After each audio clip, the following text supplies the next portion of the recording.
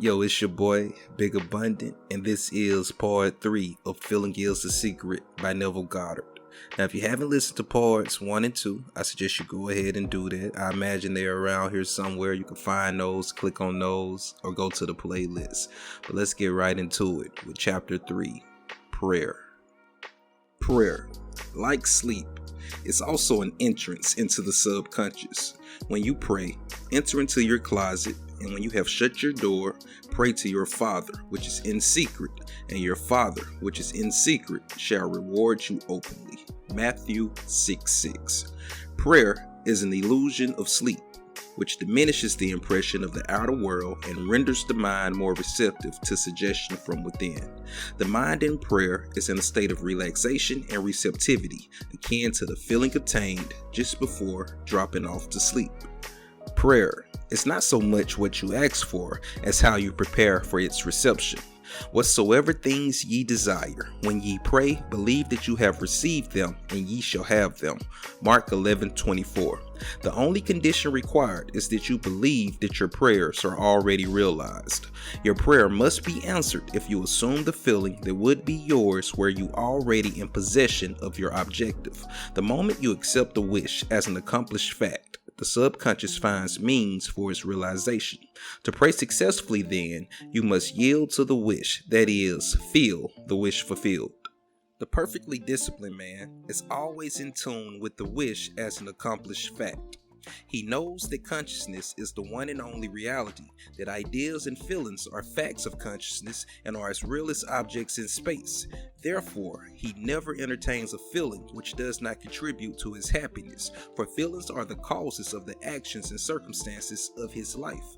On the other hand, the undisciplined man finds it difficult to believe that which is denied by the sense and usually accepts or rejects solely on appearances of the senses.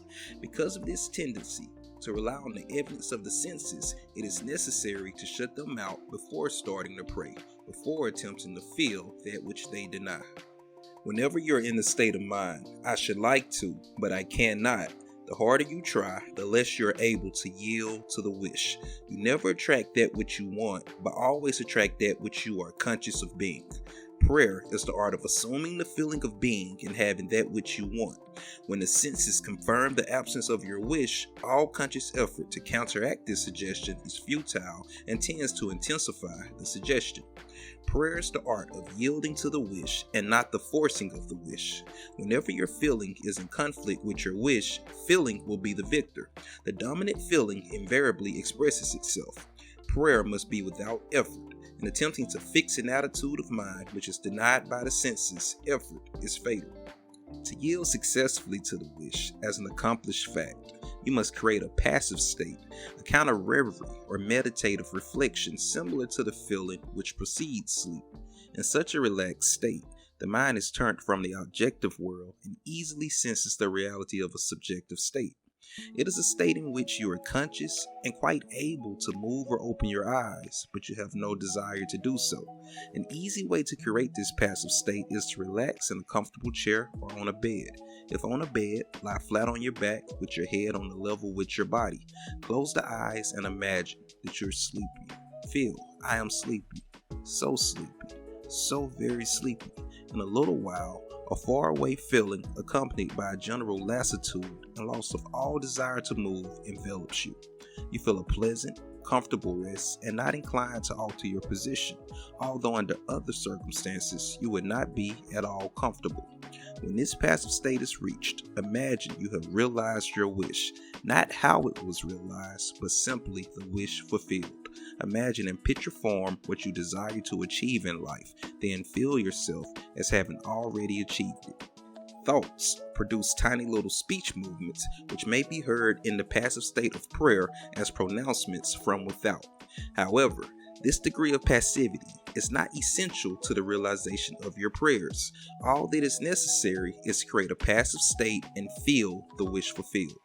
All you can possibly need or desire is already yours. You need no helper to give it to you. It is yours now. Call your desire into being by imagining and feeling your wish fulfilled. As the end is accepted, you become totally indifferent as to possible failure. For acceptance of the end wills the means to that end. When you emerge from the moment of prayer, it is as though you were shown the happy and successful end of a play, although you were not shown how the end was achieved. However, having witnessed the end, regardless of any anticlimactic sequence, you remain calm and secure in the knowledge that the end has been perfectly defined. Chapter 4. Spirit Filling.